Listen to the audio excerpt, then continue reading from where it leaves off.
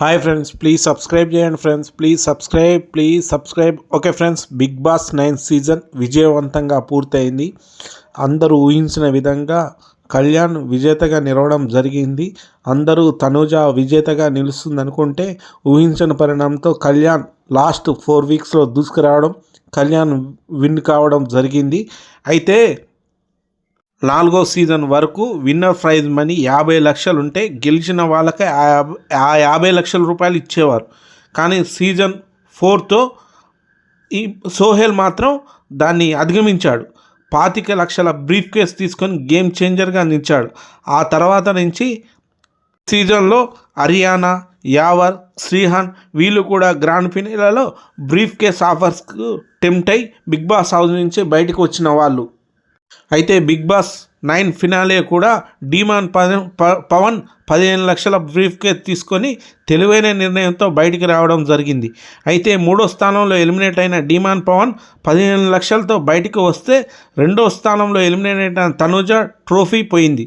20 లక్షల golden brief case ఛాన్స్ను కూడా ఆమె మిస్ చేసుకోవడం జరిగింది.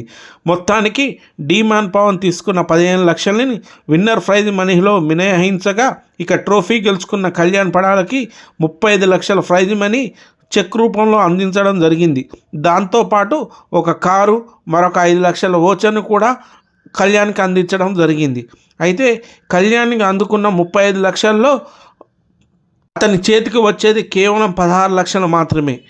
అంటే అదేంటి, ఆ విధంగా ఎట్లా కుదురుతుందని మీరు అనుకుంటున్నారా? అయితే దానికి రీజన్ చెప్తా చూడండి ఒకసారి. ఒకవేళ బిగ్ బాస్ విన్నర్గా కళ్యాణ్ 50 లక్షలు అందుకుంటే అతనికి చేతికి వచ్చేది కేవలం 23 లక్షల రూపాయలు మాత్రమే. మిగిలినవి 27 లక్షలు ట్యాక్స్, జిఎస్టీ పేరుతో పాపం ఆయనకు కోత విధించడం జరుగుతుంది. ఆ ట్యాక్స్ కోతలన్నీ మినహాయించుకున్న తర్వాత మిగిలిన మొత్తాన్ని కళ్యాణ్కి అందించడం జరుగుతుంది. అది కూడా వెంటనే అమౌంట్ని జమ చేయరు.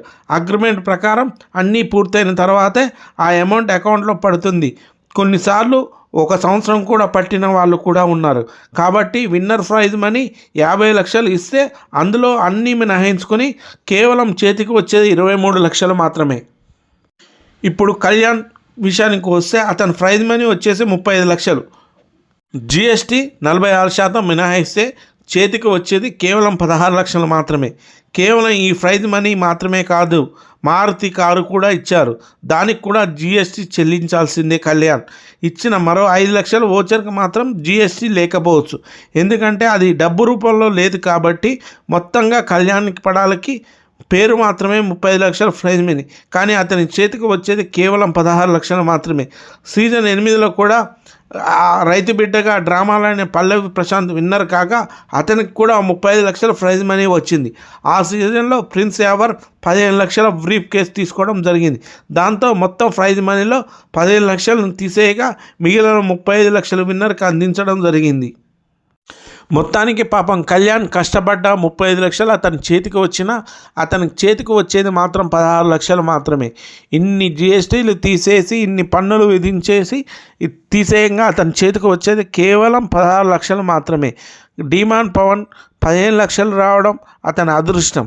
ఆయన 15 లక్షలు ఆలోచించి తీసుకోవడం అనేది చాలా అదృష్టంగా భావించడం జరుగుతుంది. అంతేకాకుండా తనుజ కూడా 20 లక్షల బ్రీఫ్ కేస్ తీసుకుంటే చాలా బాగుండు అనిపించింది అందరికీ. కానీ తనుజ ఆ నిర్ణయం తీసుకోకపోయింది. అప్పటికి నాగార్జున గారు 1కి 2 సార్లు అడిగారు, తనుజ నువ్వు బ్రీఫ్ కేస్ తీసుకో, మీ చెల్లెలు పెళ్లి విషయంలో ఉపయోగపడుతుంది అని కూడా చెప్పాడు.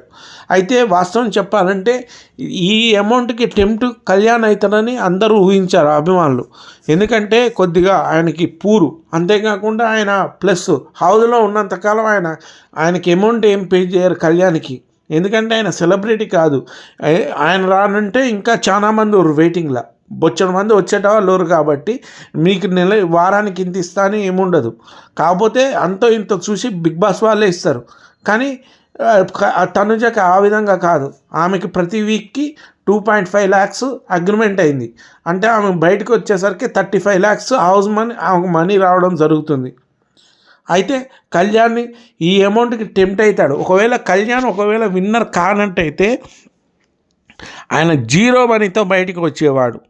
ఒకవేళ ఆయన అదృష్టం బాగుండి, కళ్యాణ్ అదృష్టం బాగుండి విన్నర్ కావడం వల్ల సరిపోయింది. కానీ ఎందుకంటే ఆయనకి వీక్ మొత్తం ఆయనకి ఏమి ఇయ్యరు.